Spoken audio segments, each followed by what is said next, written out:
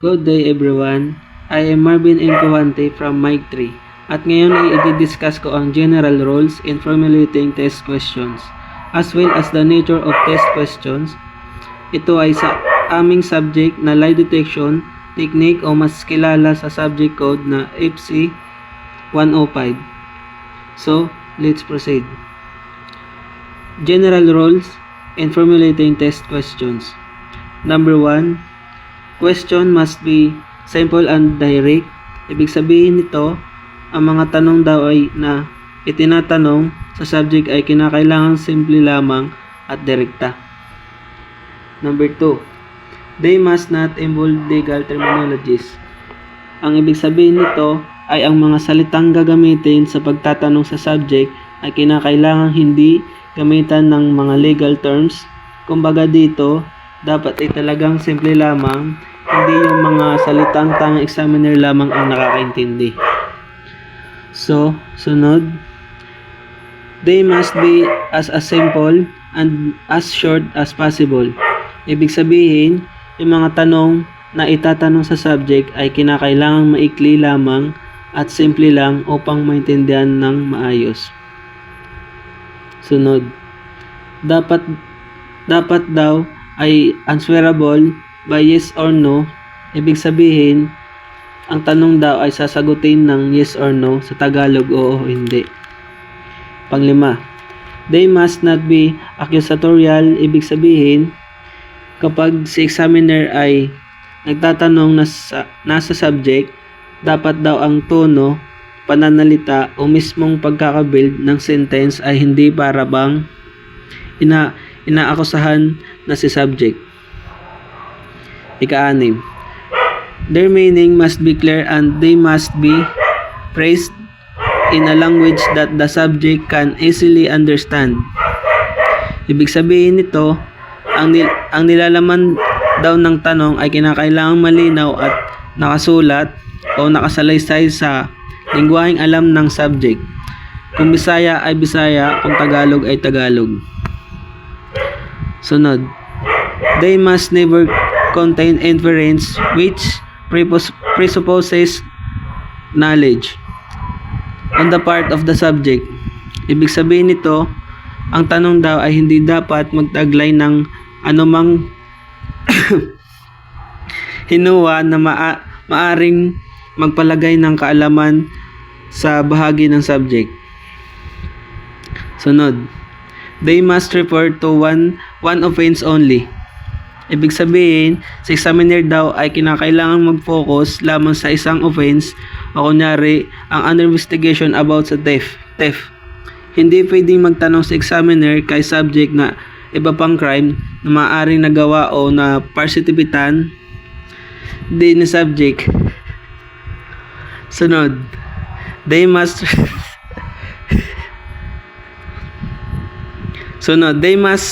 refer to one elements of the offense. So parang ganun din sa una kong sinabi, kada salang ni examiner at subject sa isang polygraph examination, kinakailangan nakafocus lamang sa isang usapin. Ang huli ay they must not contain inference to one's religion, race or belief. Ibig sabihin naman nito, ang paniniwala, relihiyon at lahi ng subject ay hindi dapat madawit o maging basihan para sa offense na pinag-uusapan. Ngayon, tapos ko na ipaliwanag ang general rules in formulating test questions. Tumungo naman tayo sa nature of test questions. Number 1, irrelevant question. A question that has no connection with the matter under investigation and deals with known fact that the subject cannot be denied. Ibig sabihin, ito daw ay irrelevant question, ay wala namang kinalaman tungkol sa offense under investigation. Ito rin yung tipo na itatanong ni examiner ang isang tanong in which si subject ay hindi na makakapagsinungaling sapagkat kitang-kita na ang sagot. Example nito ay yung nasa screen. Are you sitting in a chair? At saka is your name Juan? So base sa lesson na binigay ni ma'am Ang irrelevant question din daw ay nagbibigay ng magandang ideya kung paano bang nagre-react ang subject kapag ito ay nagsasabi ng totoo.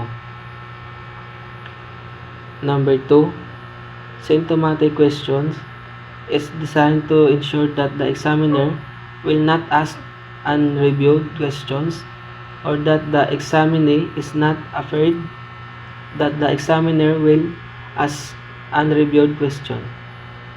Ibig sabihin, itong symptomatic question daw ay ina-assure ang subject na hindi magkakaroon ng anumang tanong na hindi dumaan sa mabusising paraan.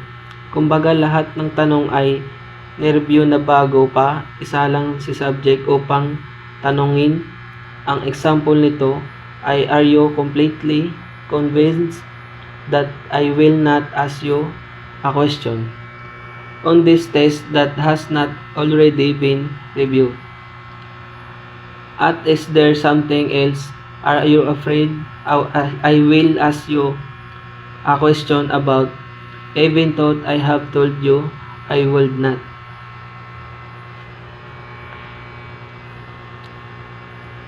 Number 3, sacrifice relevant question. Designed to absorb the response generated by the introduction of relevant question in the series. So dito daw sa sacrifice relevant question, inaalam yung willingness ni subject if magsasabi ba siya ng totoo regarding sa matter under investigation. Sacrifice relevant question is also known as DY80 or do you intend to answer truthfully? Ang example nito ay regarding the stolen money. Do you intend to answer each question truthfully about it? Next, number 4, relevant question. A question deals with the matter under investigation. So dito sa irrelevant question, ito na yung mga tanong na may kinalaman na sa matter under investigation. Mayroon itong 4 types at isa-isahin natin, so let's proceed. Letter A, or unang type ng relevant question, we have primary relevant or strong relevant. It addresses the primary issue or direct involvement of the subject on the matter under investigation. Sa primary relevant or strong relevant, inaalam agad yung direct involvement ng subject, kung siya ba ang sumaksak o kung siya ba ang direktang gumawa o nag-perform ng isang krimen. Example, did you take that missing money?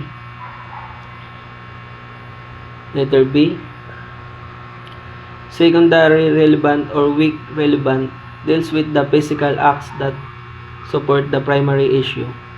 Dito naman, inaalam yung participation ni subject. Example nito ay, did you participate in the theft of the missing money? Letter C, ang pangatlong sa ating relevant question, guilty knowledge, designed to prove whether the subject possesses information regarding the identity of the offender or the facts of the case under investigation. Dito naman, inaalam ni examiner kung may alam ba si subject sa krimeng under investigation na maaaring magturo sa mismong suspect. Example nito ay, do you know who took the missing money?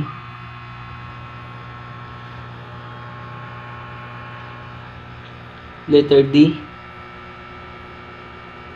pang-apat sa relevant questions, evidence connecting question. This question in which the examinee is asked about the particular piece of physical evidence that would incriminate the guilty person. Dito naman sa evidence connecting question, magpapakita o maglalabas si examiner ng isang physical evidence na nakuha o nakolekta mula sa isang crime scene tatanungin niya si suspect tungkol doon.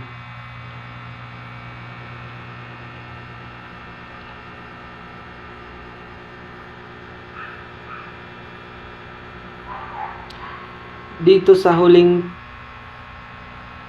tipo ng relevant question, maaring malaman kung sino ang suspect base sa sagot ni subject.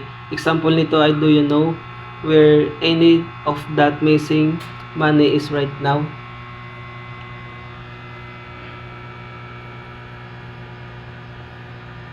Number 5. Comparison question, a question which is not same in nature with that of the relevant question but broad in scope. Dito sa comparison question, same nature sila ng relevant question pero mas malawak ito. Kumbaga ay hindi specific. Example ay, have you never stolen anything? Ang comparison question ay may dalawang uri. Una, directed like comparison question. A comparison question in which the examinee is instructed by the examiner to answer the questions and truthfully. Dito sa directed like comparison question, inuutosan ni examiner na huwag sumagot si subject ng totoo. Sa paraang ito, may trace sa chart and markings kung paano ba ang tracing ng subject. Kung siya ay nagsisinungaling, ikawala, sisinungaling, ikalawa. Probable lie comparison question. Comparison question test.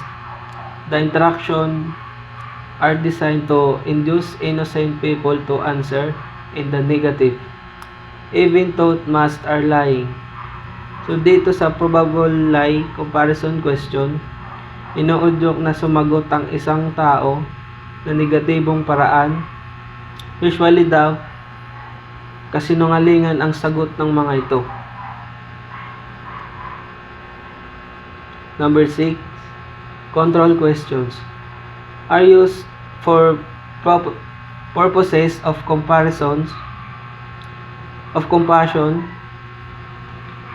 Inaalam dito if yung subject ba under investigation ay may nagawa ng same nature ng crime within specific years of or place. So ang control question ay mayroong dalawang uri.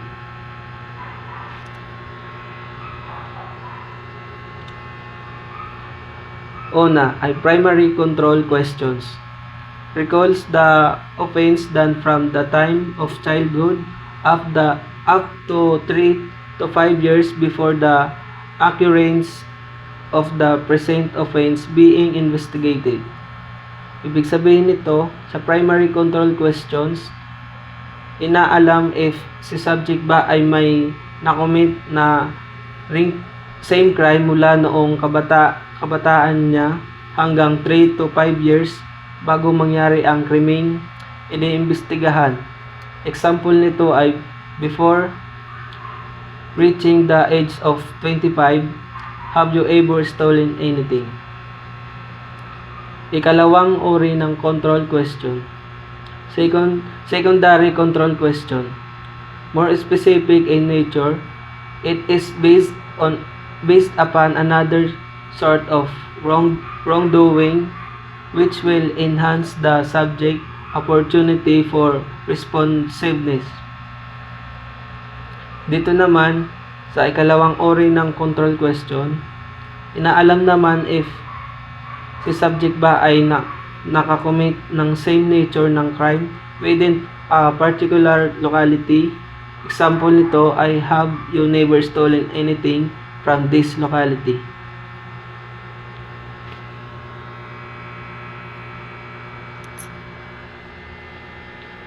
Next naman natin ay types of polygraph technique or test. Ito ay may 5 uri, iisa-isahin natin. Number 1, General question test consists of series of relevant, irrelevant control question in a planned order. Developed by John A. Reid. So, itong general question test, binubuo ito ng relevant at irrelevant control question ng maayos o nakasunod-sunod. Number 2, relevant irrelevant test consists primarily of series of irrelevant questions and irrelevant questions pertaining to the crime under investigation. Developed by Leonard D. Keller. Sa madaling salita, itong ikalawang uri ng polygraph technique test ay binubuo ng irrelevant at relevant questions na may kinalaman sa crime under investigation. Ang nakadevelop daw nito ay walang iba kung hindi si Leonard D. Keller, also known as the father of polygraph.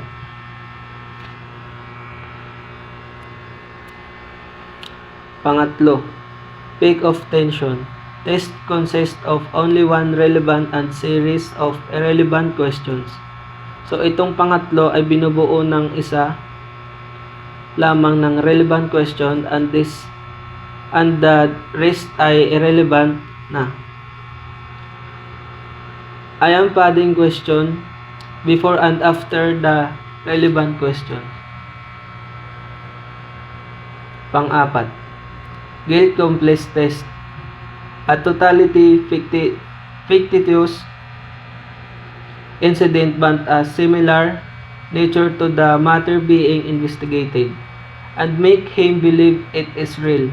Dito, nagbibigay sa examiner ng kumbaga kwentong barbero lamang pero may hahintulad sa mismong krimen under investigation.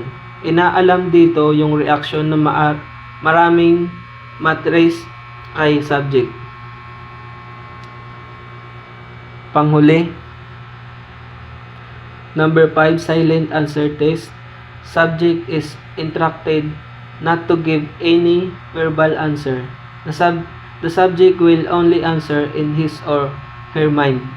So self-explanatory naman na sa silent answer test daw, inuutosan ni examiner na sumagot si subject sa kanyang isip lamang. After ng tanong ni examiner, sasagutin iyon ni subject sa kanyang isip nang walang pag-imik.